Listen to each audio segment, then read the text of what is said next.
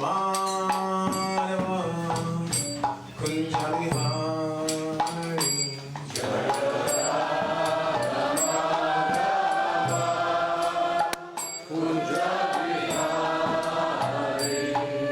Jaya Radha Madhava Kunja Vihari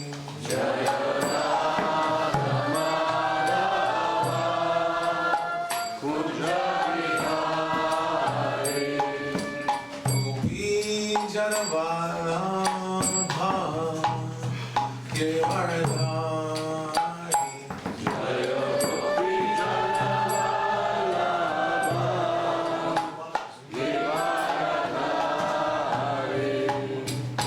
Gopi Janavallabha Giridhari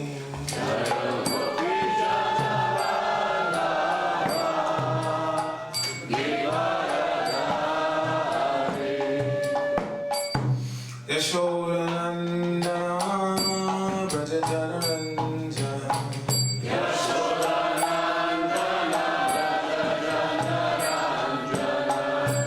Yashodanandana Brajajanaranja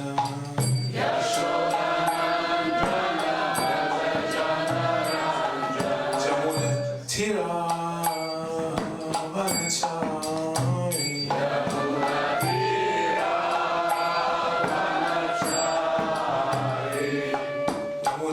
Tira Vanachari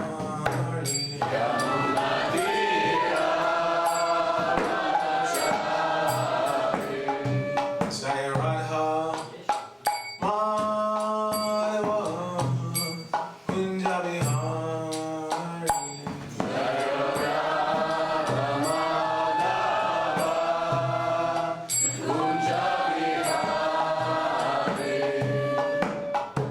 Gopi Janavallabha Giridhari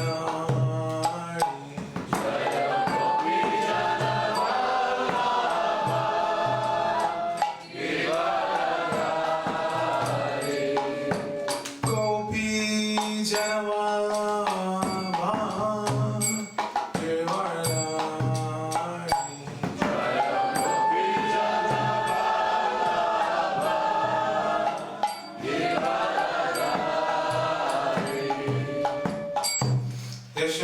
Yashodanandana Brajajanaranja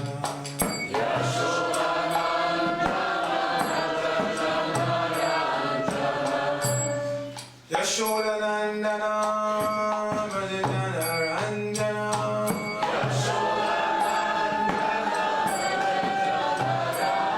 Jamuna Tira Vanachari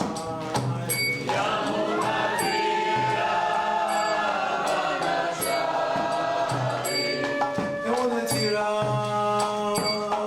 Vanachari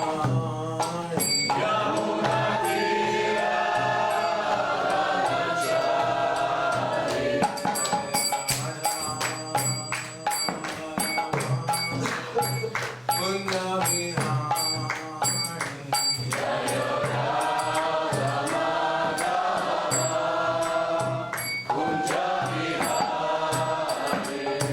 Jaya Radha Madhava Kunja Vihari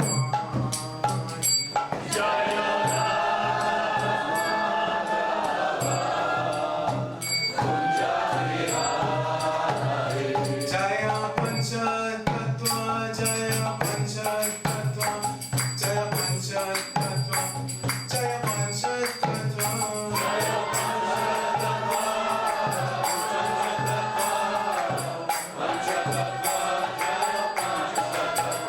Jaya Gaura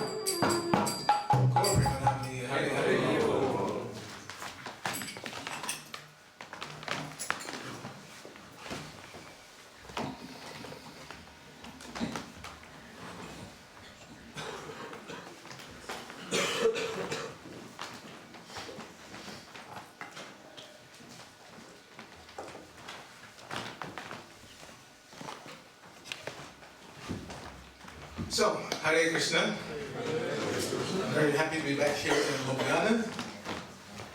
Who's translating? Okay.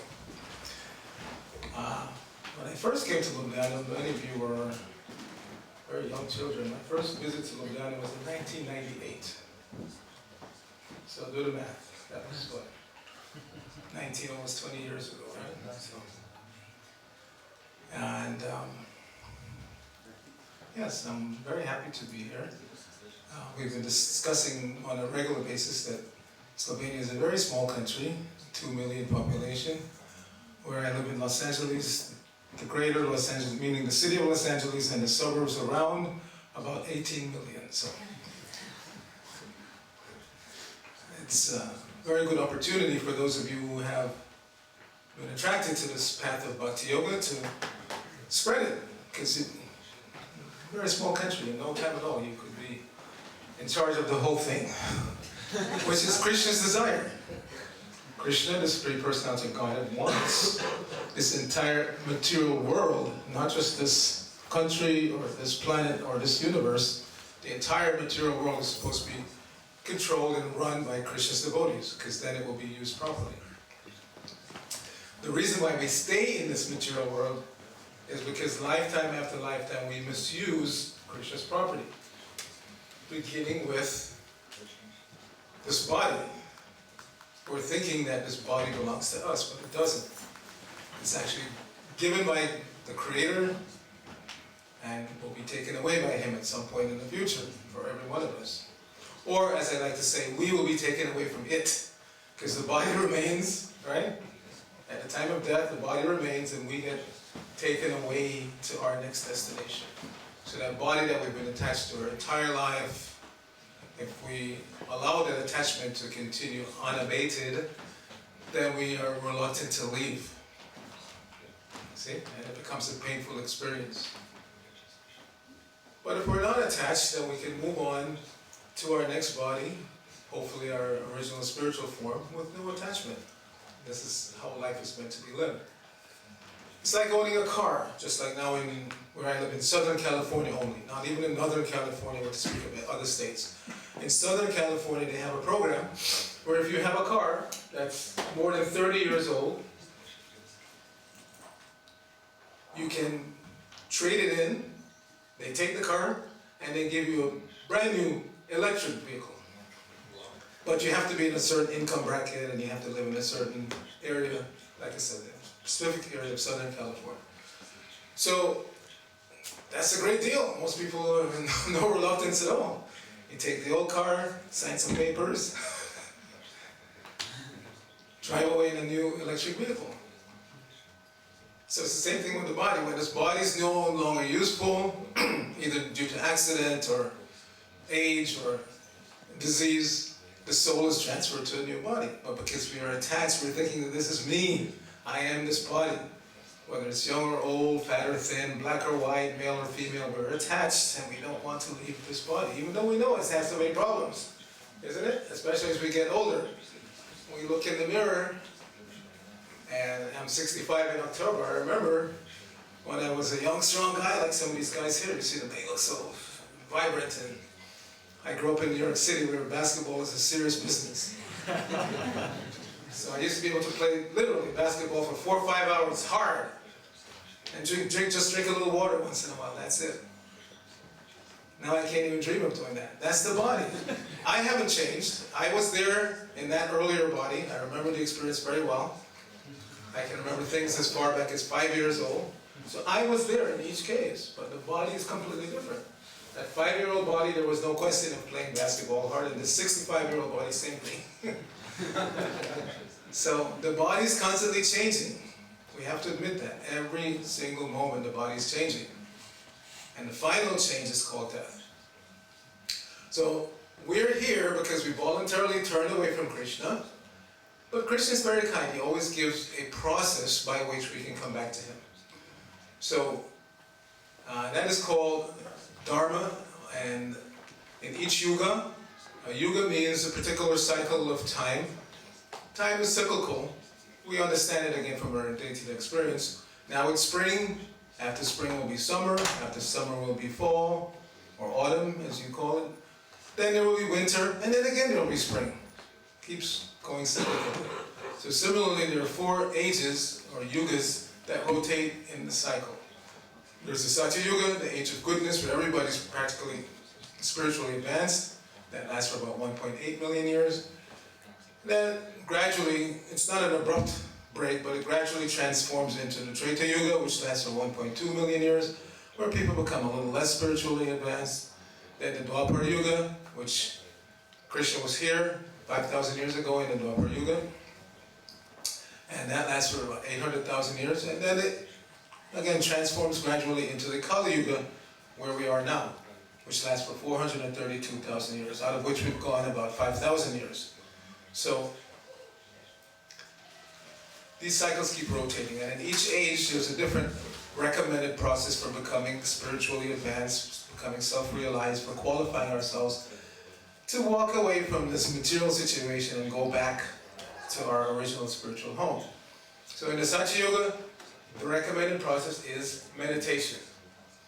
Because people were living to 100,000 years, they could sit down seriously and meditate for 30,000 years. We can't even imagine 30 minutes or to sit like this, but they could sit like that for 30,000 years and live a very, very austere, simple, clean lifestyle, and gradually elevate the consciousness. Then in the Treta Yuga, and there's, as you know, there's a verse for everything. So the verse is Kriteyas Jayato Vishnu in the Satya Yuga again, the meditative process. Tretayam Yadato Makai. So in the Treta Yuga, the next Yuga, the recommended process was elaborate sacrifices. Everything belongs to Krishna, and if we voluntarily sacrifice some of it for his satisfaction, then we benefit. So in that age, they were very expert at doing that. They would create these huge arenas for sacrifice, and people would come and sit and be exposed to the sacrifice and benefit from the sacrifice. But that such a process requires very, very expert brahmanas who can pronounce the Vedic mantras precisely, because in these yajnas, these sacrifices, if the mantra was pronounced even slightly wrong, then you would not get the result that you wanted, sometimes just the opposite. There was a nice story in the Bhagavatam about Tosta, who wanted to have a son, a long story, but he wanted to have a son who would kill Indra. But because the mantra was mispronounced in the sacrifice that they performed, instead he got a son who was killed by Indra. Just the opposite. So in Treta Yuga, they had very expert brahmanas who could very precisely, and therefore they could put an old animal into the sacrificial fire, and the animal will come out with a new body. That's how powerful their mantras were and how precisely they chanted. And then in the next stage, Kritaya Jayato Vishnu Treta Jayato Dwapare Paricharyaya. In the next stage of Dwapara Yuga, elaborate temple worship was recommended. So that was the age just prior to this one, and that's why you find in India so many huge elaborate temple compounds. And this has been going on not just for a few decades or a few hundred years, it's been going on for thousands of years. Because in the previous Yuga, that was the recommended process. To create very nice temples for the Lord and worship the Lord very nicely with real jewels and real gold and silver. And that's why when invaders came into India, they were always attracted to go to those temples, not to worship, but to steal all those jewels and gold and everything that was used in the worship of the Lord. And that also required very expert priests to be done properly. Then, as the Dwapara Yuga changed into the Kali Yuga, now we're in this age. Kali Yuga means the age of quarrel. Lifespan is greatly reduced. In the Satya Yuga, 100,000 years. In the Treta Yuga, gradually reduced to 10,000 years. Then in the Dwapara Yuga, down to 1,000 years, and now we're down to 100 years if we're lucky. And the atmosphere, as we experience on a daily basis, is very, very polluted. Noise pollution, air pollution, water pollution, everything is polluted. Because the hearts and minds of the people are polluted, and therefore they pollute their environment.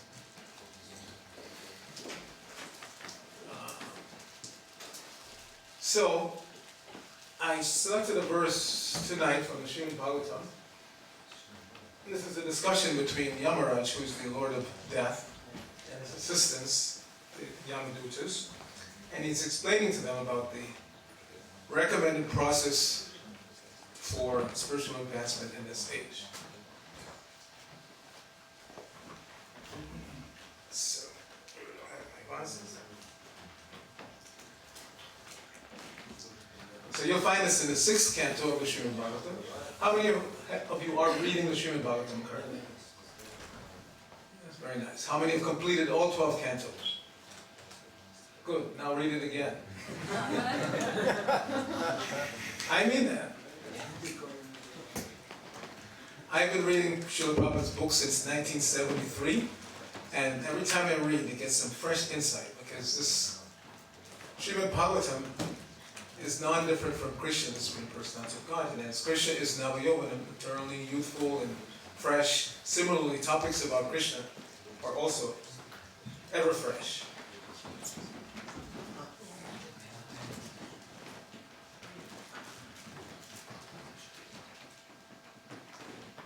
Okay, let's find that.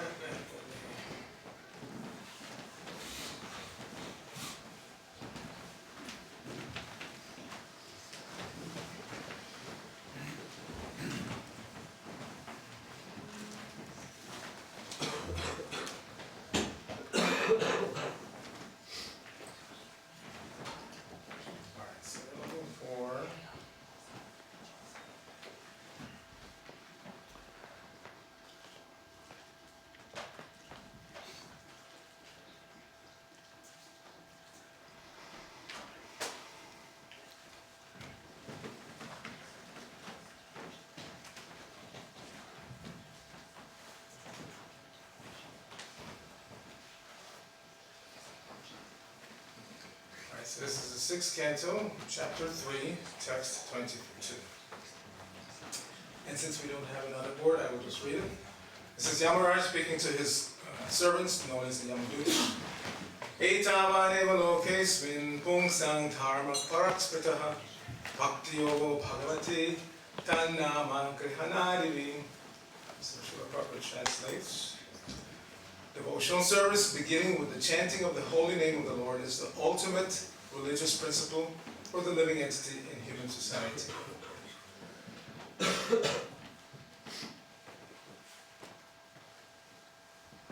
So this instruction is meant for human beings. When we have a gathering like this, nice Sunday program, we don't see any German shepherds or cats or birds knocking on the door wanting to get in. Because they have their own religion, which is to eat, to sleep, to mate, and to defend. That's the sum total of their existence.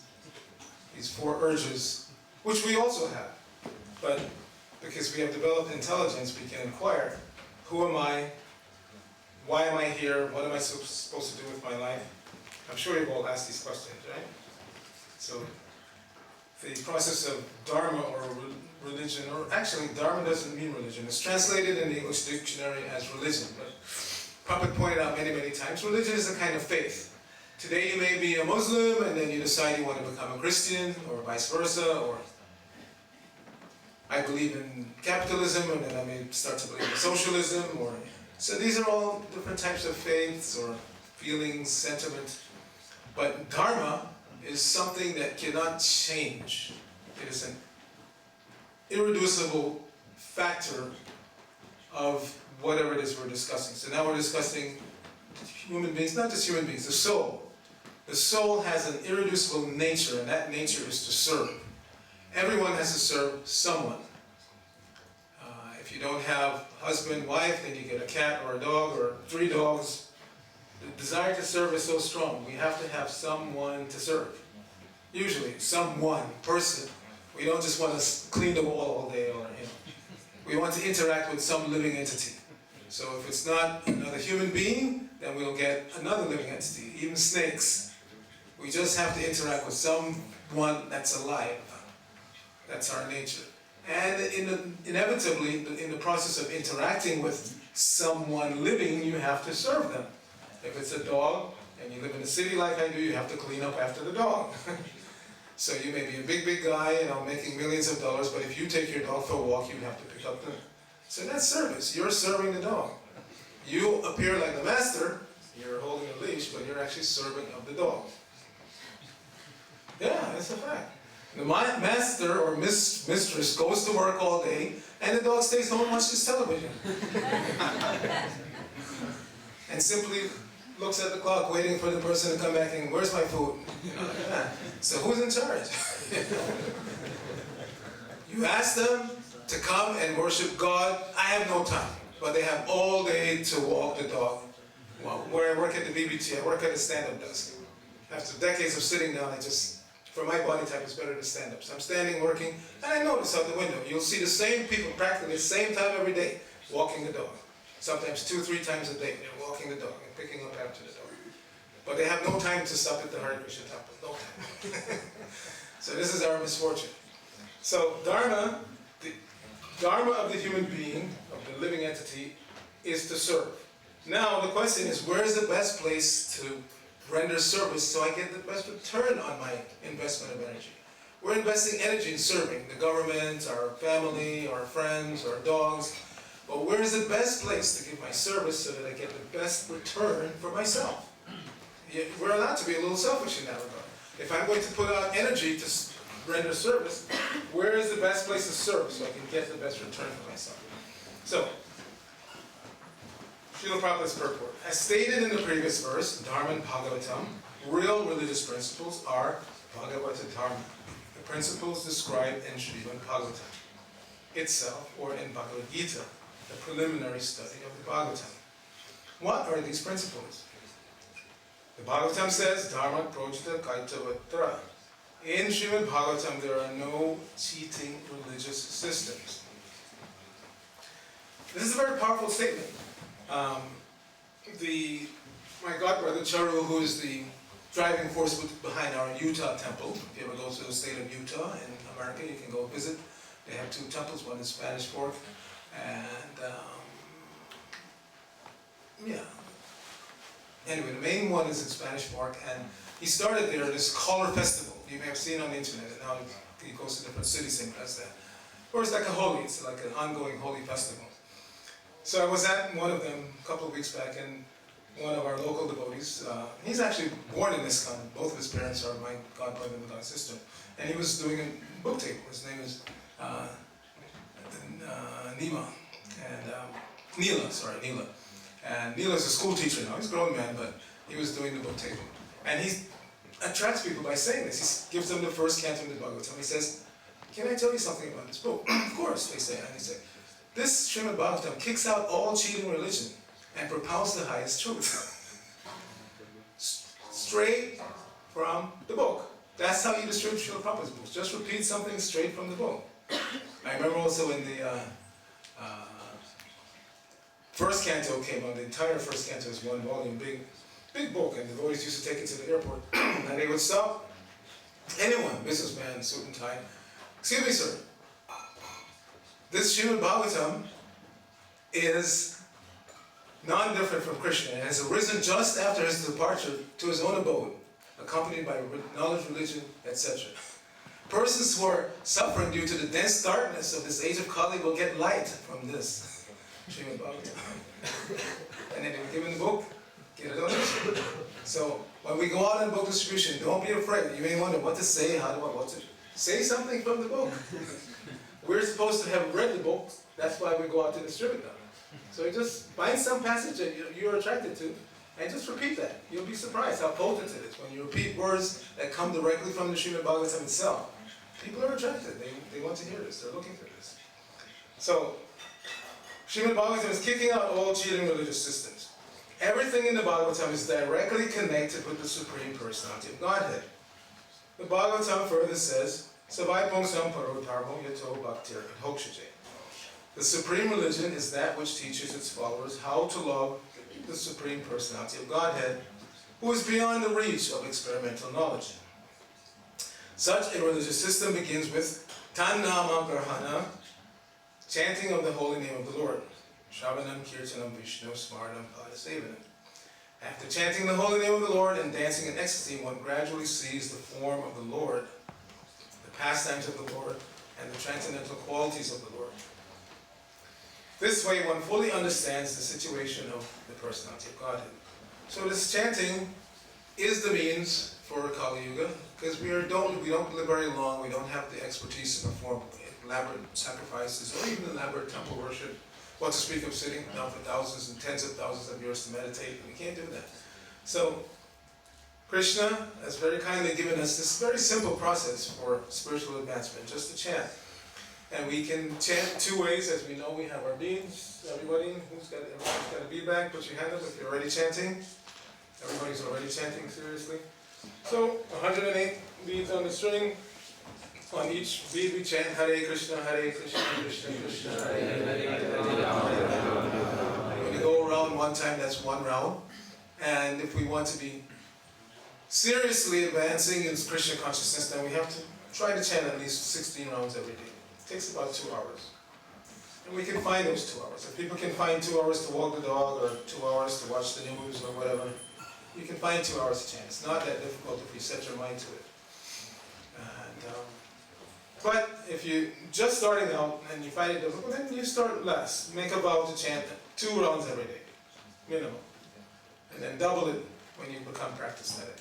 The idea is that as you chant, you become more concentrated and faster. In the beginning, usually about 10, 12 minutes per round on average. But when you get serious, it goes down to 9, 8, and for me, I'm stuck at 7.5 minutes per round, precisely, 7 minutes. So I can time, I know. 2 hours exactly, I'll finish my 16 rounds. Some devotees are even faster than that. They go down to like 5 minutes a round. I've tried going faster, but for me, my comfortable speed is 7.5 minutes a round. So, again, 2 hours a day, everybody can. And we're being convinced here why it's so important to do that. After chanting the holy name of the Lord and dancing in ecstasy, one gradually sees the form of the Lord, the pastimes of the Lord, and the transcendental qualities of the Lord. Just like here you have, very nicely placed on the wall, Krishna's lotus feet and Radharani's lotus feet. So this is how much information we have about Krishna, the Supreme Personality of God, and His eternal consort Radharani. We even know what the soles of their feet look like. Not that we've imagined this. This is coming down from the Shastra. I noticed yesterday, one devotee was meditating on Radharani's lotus feet. So I shared with him something that I read in the scriptures about, see on the right foot, it's on the left side when you're looking at it, but it's actually her right foot. There's a chariot with some red flags on it. So it is explained in the Shastra that that chariot can hold unlimited gopi girlfriends when they're going somewhere. When Radharani wants to move from one place to another, she loads up her gopi girlfriends in that chariot, and it can fit unlimited numbers of them. Doesn't matter how many want to go, they all fit into that chariot. This is a spiritual world. Everything is unlimited. Here everything is limited, including happiness. We all want to be happy, but no matter how hard we try, very limited, very temporary, flickering. It's called chapala sukha. Very, very flickering. It's compared to like when there's a drop of water on the end of a lotus leaf. It appears that it's secure, but we know after a few seconds it's going to fall. So the happiness in this mature world is like that. Even if somebody thinks, yes, I'm very happy, I have everything that I want, I'm extremely happy, time will not allow. The Kala Shakti, Krishna says in the Bhagavad Gita, 11th chapter, that Kalos mi lokashaya krit pravita. I am time. Lokansama hartum. And what is my business? To take away everybody's life. He said, he was speaking to Arjuna, obviously, and said, except for you and your brothers, the other Pandavas, everybody on this battlefield will be killed by me. In other words, don't hesitate to fight, because I'm actually the one that's doing the killing. So it's like that. When we are invited to serve Krishna through this Krishna consciousness movement, we should do it with enthusiasm, wholeheartedly, because Krishna is actually doing everything. He's responding to our desire. You see? So if we think small, then we'll get small results. Prabhupada said, my disease is I cannot think small. I have to think big. And therefore, even though he was a lone Swami, come from India to New York in 1965 with nothing, when he incorporated the society in 1966, he called it the International Society for Krishna Consciousness. He didn't have anything. He had one little storefront, 26 Second Avenue. Have you been to New York? Anybody seen that place? It's still there. After many years of not having it, we reacquired it. So now you can visit the original Hare Krishna Center, 26 Second Avenue. If you ever go to New York, make sure you go there. It's still there. Next month. You've seen? Next month. Yeah, next month. Yeah. So it was originally a shop called Matchless Gifts. Just see how fortuitous. That was the name of the shop, Matchless Gifts. And then it became the home of the most matchless gift, which is Krishna consciousness. So Prabhupada is very big. He's called it the International Society for Krishna Consciousness. And somebody said, why Krishna? Nobody knows who's Krishna. Why don't you call it International Society for God Consciousness? Prabhupada said, no, Krishna. Because this is the whole message. We want everybody to know who God is. Prabhupada wanted everybody to know that he knows who God is. And he knows everything about God, what his feet look like, everything that's there. So, very nice meditation. I happen to have Brother Randy's feet over my bed at home when I sleep at night. So it's a wonderful meditation on the depth of knowledge that we get in this path of Bhakti Yoga. So let's finish Prabhupada's purport. One can come to this understanding of the Lord, how he descends into the material world, how he takes his births and what activities he performs. But one can know this only by executing devotional service. You cannot figure it out on your own. You cannot.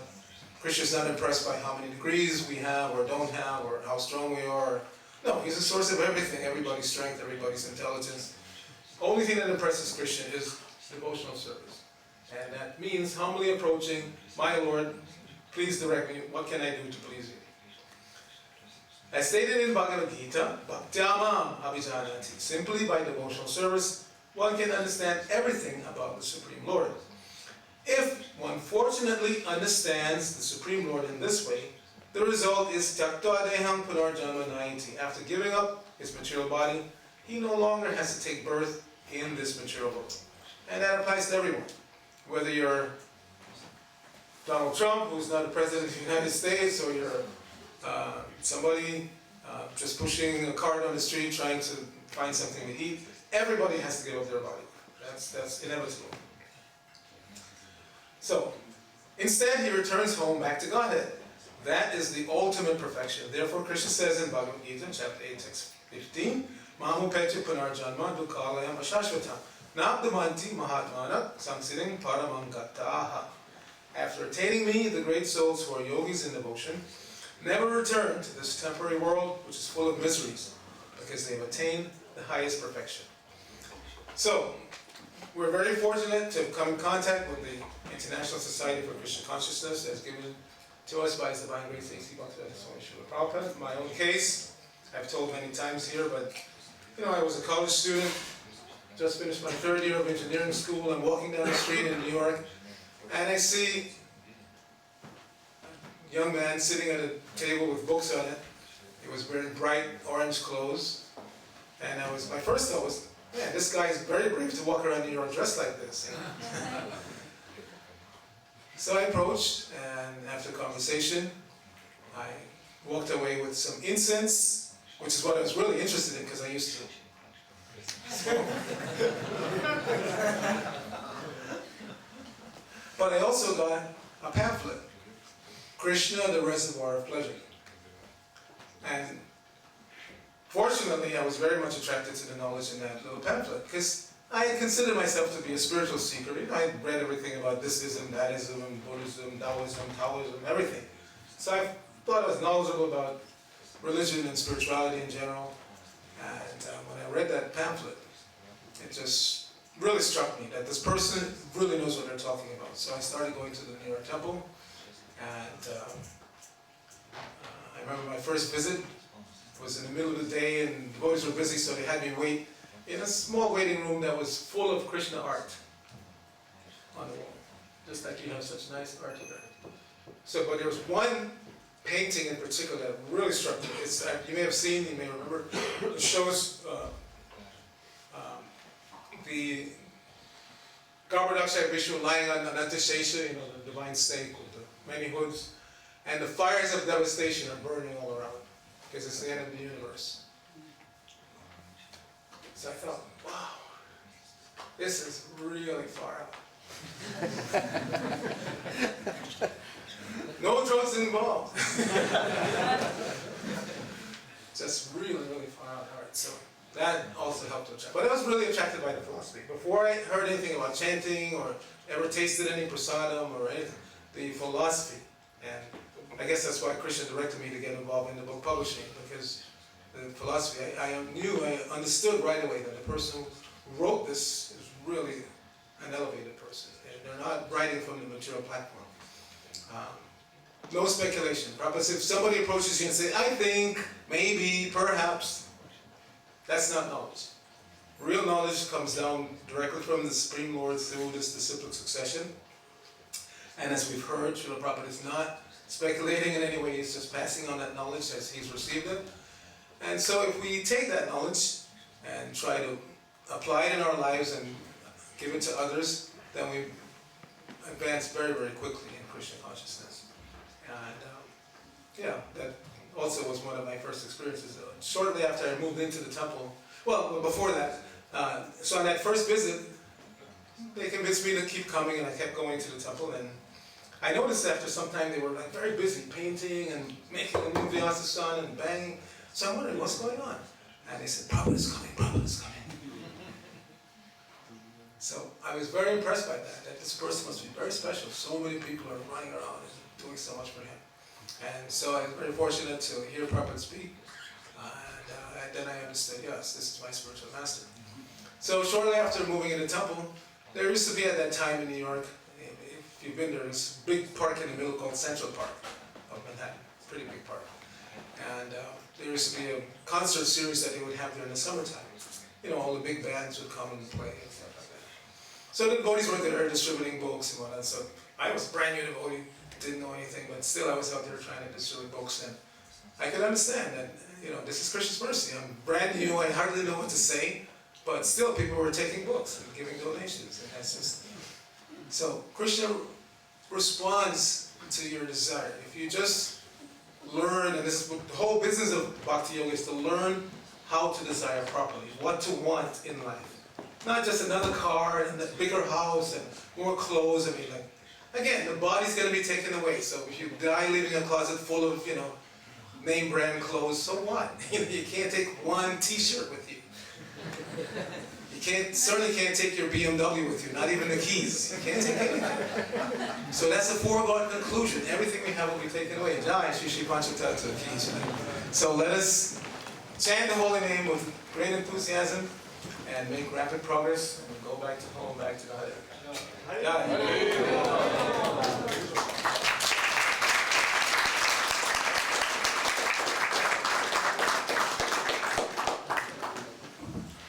Do we have time for questions and answers, or is it hard to know? You can ask a question. Yes? Okay. The boss has spoken. He's the boss, I'm the das. Yes. Question? You said that after dying the soul will go out, will be dragged out. I was talking with a friend last week because her sister died. She had cancer and she was 2 times clinically dead.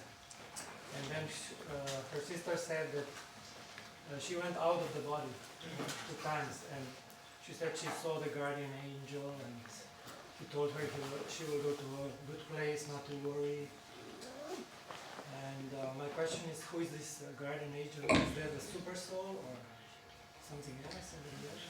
Well, I can't vouch for this person because not everything that people say they see is actually factual. You know, especially at the end of life. I know my mother's 85 now and she suffered from dementia.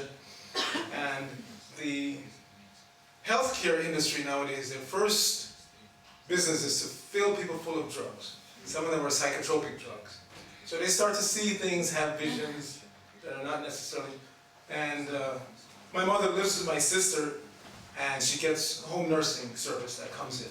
So my sister noticed the reactions she was having, and she had them reduce those drugs. But they just, naturally, when people reach the end of life, they just fill them up with all kinds of drugs. So I'm not sure if she actually saw what she said she saw. But what I can say is that at the end of life, yes, you will be visited by the appropriate entities.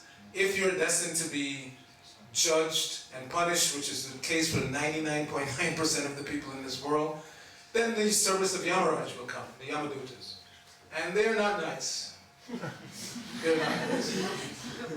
Do you know how one becomes a Yamaduta? How? You fall because you're after.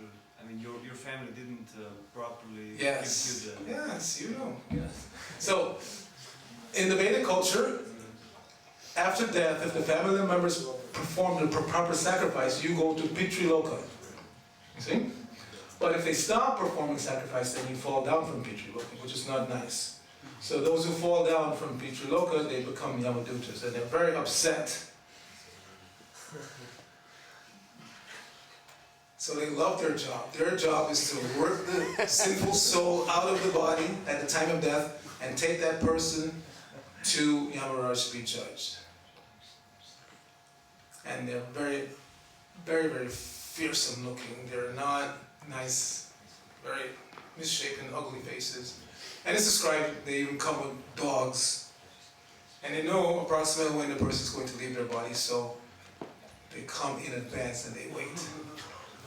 And therefore there are stories. There are people, one of our members in our society, she was visiting her father who was about to leave his body, and he was describing quite vividly, "No, leave me, leave me," like that, because they were there.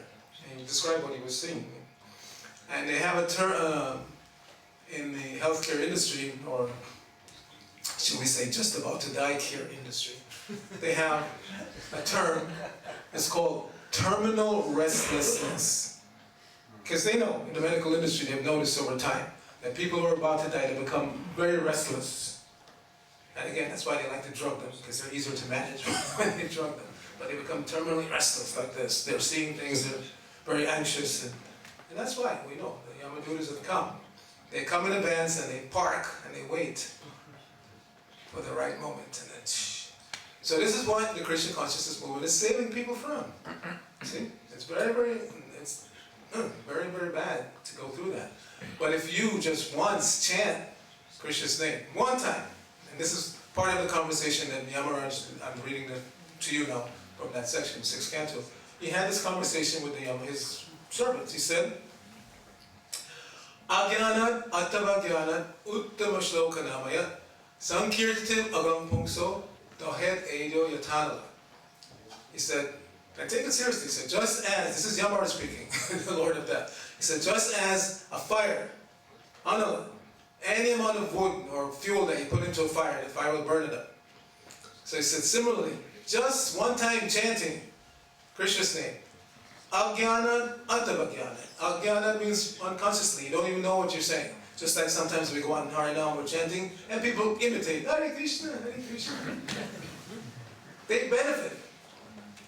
Just one time chanting Krishna's name, the Yamadutas will not come and take you. Prabhupada said that also. I was listening to a lecture on my flight to Ljubljana. Prabhupada was saying that once you take to this process of Krishna consciousness, you are out of the realm of Yamaraj. Because Yamaraj is a devotee.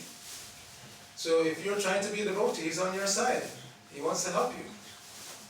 So if you become a devotee, you chant Hare Krishna, Yamaraj doesn't come near you. And he told his servants, don't go near them. Anybody who's a devotee, they're out of our jurisdiction.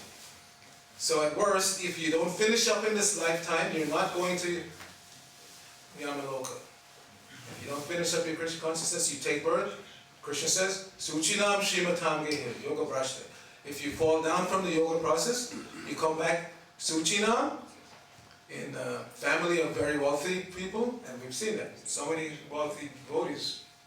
Devotees came from wealthy backgrounds, like Alfred Ford, who became Ambarish, and who's now the driving force behind the Mayapur project. So Shuchinam, you come back in a wealthy family, or Shimatam, you come back in a devotee family. And that we also see so many children are taking birth in ISKCON. That's not accident. They're not ordinary children. It means that they've advanced nicely in a previous life, but they just didn't finish. So now they've been given an opportunity to take birth in a devotee family, which means the parents have to take it seriously. If Krishna sent this child to you, your responsibility is to make sure they remain Krishna conscious. Otherwise, and being a senior devotee in the movement, I, sometimes have to help counsel. And I tell these parents that the children are not foolish. if they see that you as parents are not happy, you're devotees, so-called, but you're not happy, why would they want to practice devotional service? You see?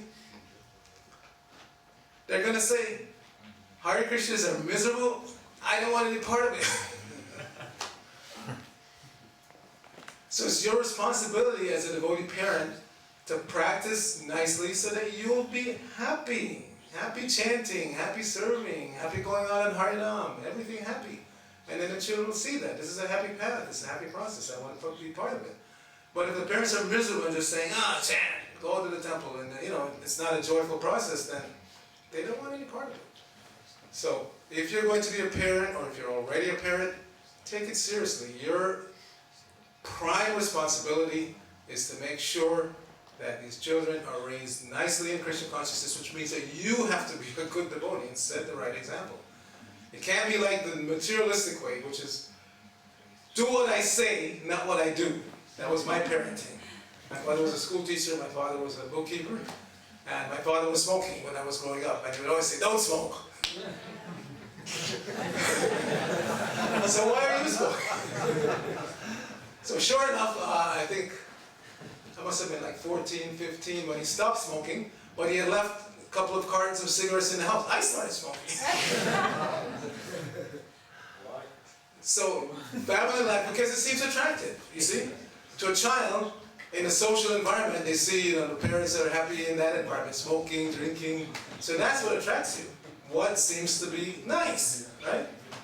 But if the parents are attracting you by chanting Hare Krishna and jumping up and down in Kirtan and eager to go out on Harinam, then you'll be part of that. You'll want to be part of that. You see? So that's your responsibility. Anything else? Yes? What is the mirror of a soul? Is that the spiritual heart? What is the mirror of the soul? Is that the spiritual heart? The mirror of the soul? Yes. Well, the mind is considered to be the mirror. Mind. You see? Yes.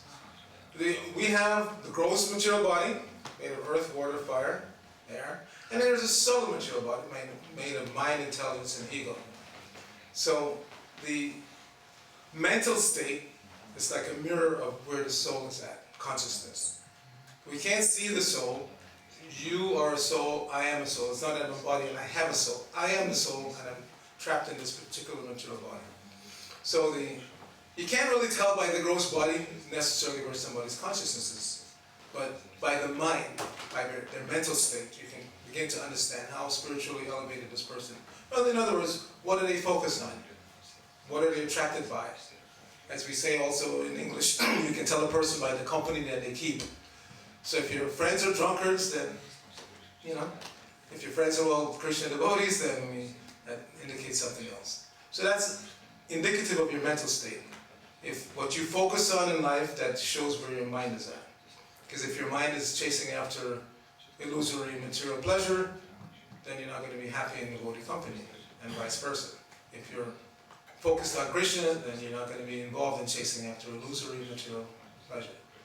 So the mind is considered to be the mirror of the soul, and this chanting of Hare Krishna is for cleansing that mirror. Cheto Darpana Marjana. When you chant sufficiently, that mirror of the mind becomes clean and clear, and you can actually begin to appreciate who you are as a spiritual being. Do you agree that the eyes are the windows of the soul? Well, eyes also give some indication, but what about people who are blind? Does that mean you can't understand where they are? So the eye is the material thing. Our power to see has nothing to do with these eyes. See, it's just like if you're in a car, you're looking out the windows. The window has nothing to do with your vision.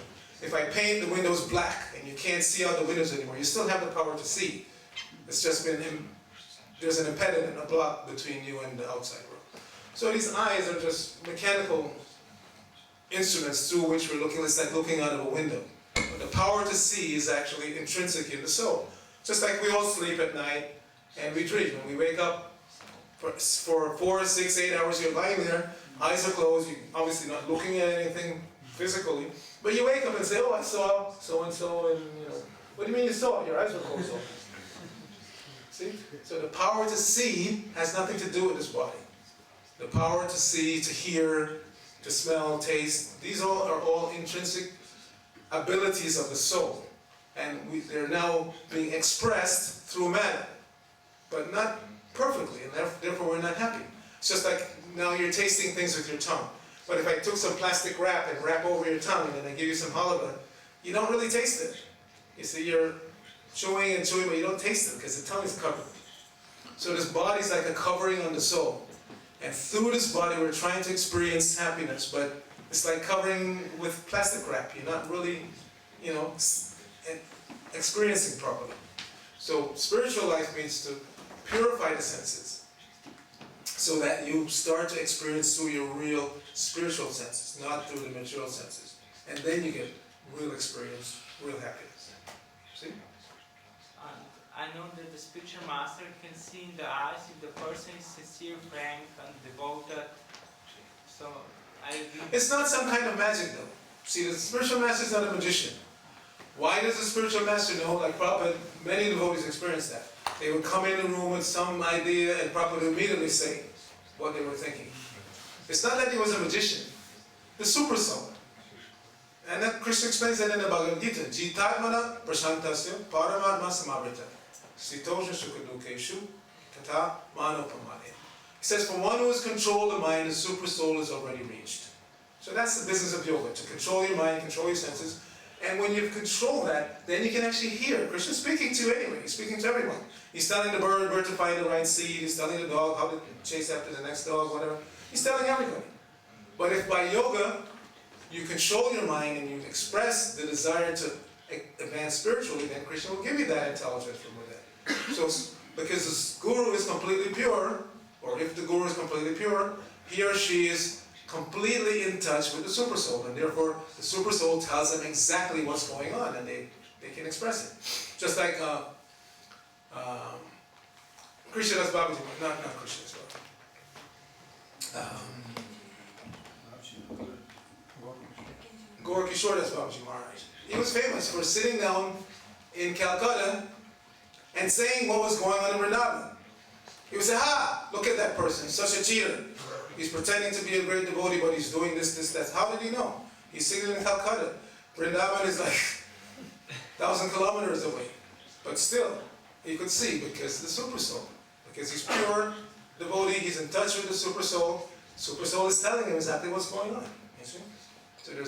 So it's not a magical process. It's not a